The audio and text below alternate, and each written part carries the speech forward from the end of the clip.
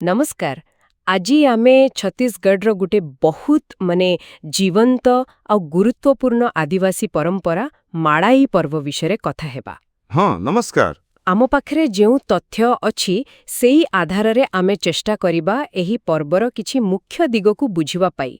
एटा जानिचंती तो खाली गोटे पूजा पर्व नुहे, एहाठु बहुत बेशी किछि। एकदम ठीक कहले।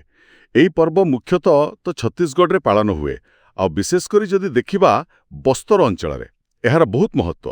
हाँ, बस्तर। बस्तर को तो छत्तीसगढ़ आदिवासी संस्कृतिर माने एक प्रकार हृदय बोली कहा जाए। एठी गोंड, मुरिया एमिति अनेक आदिवासी संप्रदाय एकाठी होंते।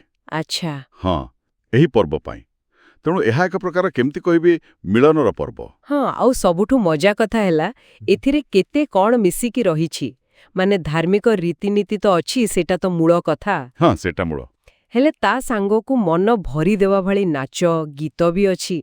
आम तथ्य भी कहूछि एठी गोटे बड़ बजार बा हाट भी बसे। हाँ हाट लागुछि जेमिति गोटे पूरा सांस्कृतिक मेला। निश्चय। आउ सुनिछि छत्तीसगढ़ लोके एहाकु बहुत उत्साह रे बहुत धूमधाम रे पाळव करन्ते। एकदम। आउ एई जो विभिन्न अंशगुड़िक कथा आपण कहले रीतिनीति नाच गीत बजार एसबुर ना गभीर महत्व अछि। रीतिनीति गुड़िक साधारणतः स्थानीय देवादेवी को पूजा करिबा पई हुए किंबा भल फसल पई भगवान को कृतज्ञता जणाइबा सह जोड़ित थाए। अच्छा। आउ नाच आउ संगीत सेटा केवल मनोरंजन नुहे। ओहो। एहा सेमानंकर सामाजिक एकता आउ पारंपरिक कहानी लोककथा से सब को भी व्यक्त करे। बुझिली। आउ से बजार कथा जहा कहूथिले? हाँ सेही बजार सेटा भी बहुत गुरुत्वपूर्ण। केमिति?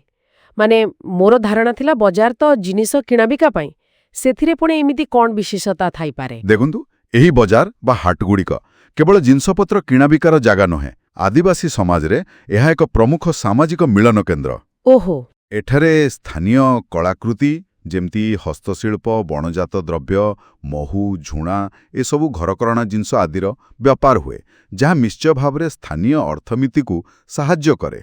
हाँ सेटा तो ठीक। किंतु ता सहित एटा गोटे एमिति जागा जोंठी लोके भेट हुअंती खबर अंतर दियानिया करंती संपर्क जोड़ंती। अच्छा। एपरिकी केतेक स्थान रे बाहाघर प्रस्ताव कथबार्ता भी हुए ई हाट बजार रे। भा एटा बहुत आकर्षणीय कथा।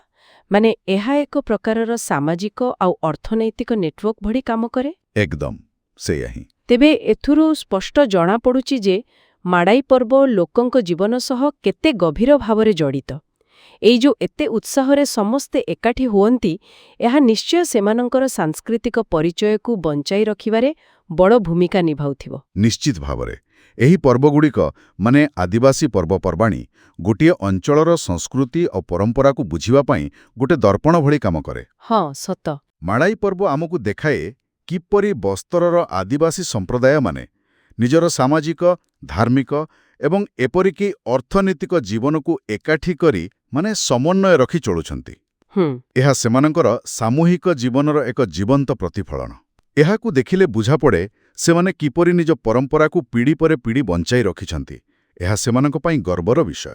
तेबे मोटामोटी भावे जदि आमे देखिबा माड़ाई पर्व रहउछि छत्तीसगढ़ आदिवासी संस्कृतिर एक बहुत समृद्ध आउ जीवंत चित्र। हाँ निश्चय। एठी धर्म कला समाज आउ व्यापार सबु किछि गोटिए सूतारे बंधा। एकदम। आउ सबुठु बड़ कथा हैला जेमदी आपण कहुथिले विभिन्न संप्रदायर लोकमाने एकाठी होई एहाकु पालन करंती। एही मिलित भागीदारी ही एहार महत्व को आहुरी बढ़ाई दिए। हाँ आउ एही आलोचना शेषरे गोटिए कथा चिंता करिया पई मनकु आसुछि।